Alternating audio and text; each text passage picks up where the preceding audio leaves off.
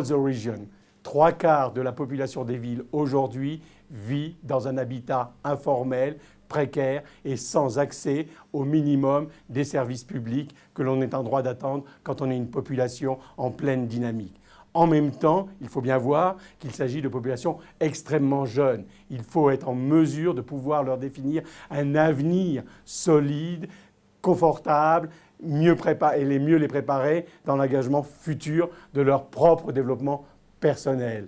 À travers un programme comme celui-là, c'est mettre ensemble tous les moyens.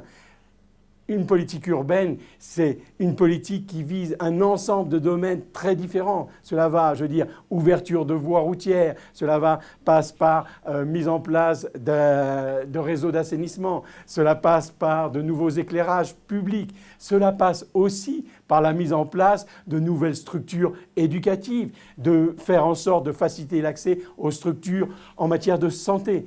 Un ensemble extrêmement complexe. Et aujourd'hui, et on le reconnaît tous, nous-mêmes, la communauté internationale, comme les autorités publiques nationales ou locales, nous sommes confrontés à des ressources financières limitées, à des ressources humaines à impliquer en expertise dans la mise en œuvre de ces politiques limitées. Donc il y a urgence, au fond, à travailler ensemble.